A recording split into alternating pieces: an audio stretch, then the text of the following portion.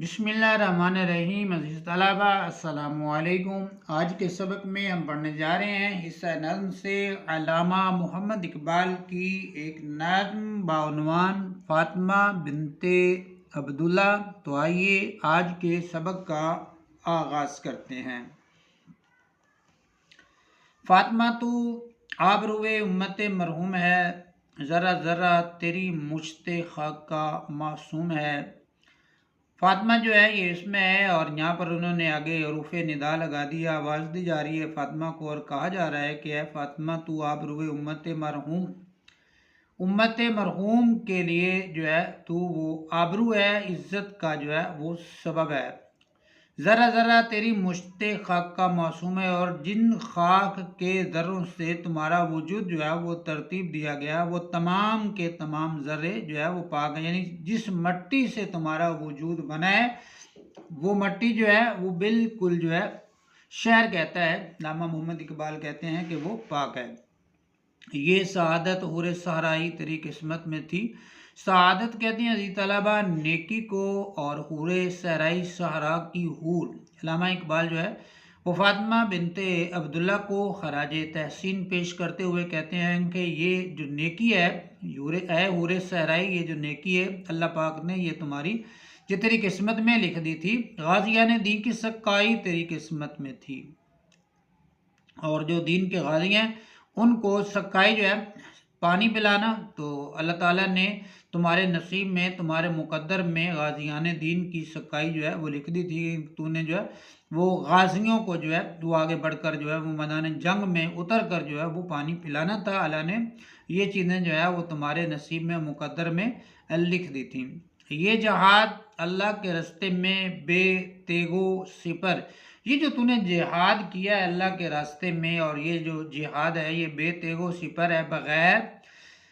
تلوار کے ہے اور بغیر ڈھال کے، یہ جو تو نے جو ہے وہ جہاد کیا ہے، اور اللہ تعالیٰ نے تجھے حوصلہ جذبہ جو ہے وہ عطا کیا ہے جسارت آفرین شوق شہادت کس قدر، کہ یہ تمہاری ہمت ہے، اور اس تمہاری ہمت پہ جو ہے وہ کلمہ تحسین اس کو پیش کیا جاتا آفرین ہے، اور تمہارے اندر اللہ تعالیٰ نے شہادت کا شوق جو ہے، شہادت کا جذبہ جو ہے وہ کس قدر جو ہے وہ کوٹ کوٹ کر بھرا ہوا تھا، کہ تو ایک جو ہے وہ نہتی لڑکی جو ہے صرف مشکیزہ اٹھا کر جو ہے وہ بغیر ڈھال کے، بغیر تلوار کے، بغیر اسلحے کے، بغیر بارود کے جو ہے وہ میدان جنگ میں جو ہے، میدان کارزار میں جو ہے میدان جنگ میں گئے، اور زخمیوں کو جو ہے وہ پانی پلاتی رہی ہے۔ تیری اس ہمت پر جو ہے اور تیرے شوق شہادت پر جو ہے تجھے جو ہے وہ کلمہ تحسین سے جو ہے وہ نوازا جاتا۔ آفرین ہے تجھ پر کہ تو نے جو ہے وہ اس قدر تمہارے دل میں شہادت کا شوق تھا، اور اس قدر اللہ تعالیٰ نے تجھے جو ہے وہ ہمت، حوصلہ اور جذبہ عطا کیا تھا۔ یہ کلی بھی اس گلستان خزاں منظر میں تھی، ایسی چنگاری بھی یارب اپنی خاک کی ستر میں تھی۔ تو عزیز طلبہ غور فرمائیے گا، علامہ محمد اقبال نے فاطمہ بنت عبداللہ کے لیے کلی کا لفظ جو ہے وہ بطور استعارہ استعمال کیا، اور پھر اس گلستان خزاں منظر میں تھی سے مراد جو ہے وہ امت مسلمہ ہے، کہ وہ امت جن پر جو ہے وہ گلستان جس پر جو ہے وہ خزاں طاری ہو چکی ہے، وہ امت مسلمہ جن کا جذبہ ایمانی کمزور پڑ چکا ہے، تو وہاں پر اس گلستان میں اس کلی نے جو ہے وہ خوشبو بکھری ہے، اور اس سے عالم جو ہے وہ معطر ہوا ہے۔ ایسی چنگاری بھی یارب اپنی خاک کی ستر میں تھی۔ خاکستر جو ہے وہ راکھ کو جو ہے کہتے ہیں، اور اس راکھ میں فاطمہ بنت عبداللہ جو ہے اس کے اندر چنگاری سے مراد جو ہے فاطمہ بنت عبداللہ ہے، اور خاکستر سے مراد جو ہے وہ ملت امت ہے۔ باقی جو ہے وہ لوگ مراد لیے ہیں اقبال نے، کہ ان کو اقبال نے جو ہے وہ خاکستر کہا ہے، جو ہے وہ راکھ کا، مٹی کا ڈھیر کا ہے، اور فاطمہ بنت عبداللہ کے اندر جو ہے وہ قوت ایمانی موجود ہے، اس لیے اسے علامہ اقبال نے چنگاری کا لفظ اس کے لیے جو ہے وہ بطور استعارہ جو ہے وہ استعمال کیا ہے۔ اپنے صحرا میں بہت آہو ابھی پوشیدہ ہیں، بجلیاں برسے ہوئے بادل میں بھی خوابیدہ ہیں۔ عزیز طلبہ، اپنے صحرا میں اس طرح کے اور جو آہو ہرن کو کہتے ہیں، اس طرح کے جو ہے وہ اہل ایمان جو ہیں وہ بھی اور بھی چھپے ہوئے ہیں اس صحرا میں۔ یہ صحرا ابھی خالی نہیں ہوا، اور یہ بجلیاں جو ہے برسے ہوئے بادل میں خوابیدہ ہیں۔ بارش بے شک جو ہے وہ امت مسلمہ جو ہے وہ راکھ کا ڈھیر بنی ہوئی ہے۔ تو اقبال نے جو ہے وہ کہا ہے کہ بجلیاں برسے ہوئے بادل میں بھی خوابیدہ ہیں، سوئی ہوئی ہیں۔ تو یہ سوئی ہوئی بجلیاں جو ہیں بادل کے اندر جو ہے وہ کسی وقت بھی جو ہے وہ بیدار ہو سکتی ہیں، یعنی کہ قوت ایمانی والے لوگ جو ہیں، جذبہ ایمانی والے لوگ موجود ہیں، اور ان کے جو ہے وہ ایمان کے اندر کسی وقت بھی جوش جو ہے وہ آ سکتا ہے۔ فاطمہ گو شبنم افشاں آنکھ تیرے غم میں ہے، نغمہ عشرت بھی اپنے نالہ ماتم میں ہے۔ اے فاطمہ گو گرچہ تمہاری جدائی میں جو ہے وہ ہماری آنکھ جو ہے وہ اس میں آنسو ہے، اس میں جو ہے وہ ہم آنکھوں سے آنکھیں ہماری اشک بار ہیں، لیکن شاعر کہتا ہے کہ نغمہ عشرت بھی اپنے نالہ ماتم میں ہے، لیکن جو ہے اس میں خوشی کا گیت بھی ہے، کیونکہ جو ہے تو اس دنیا سے جو ہے وہ کامیاب ہو کر لوٹی ہے۔ جو ہمارا نالہ ماتم ہے،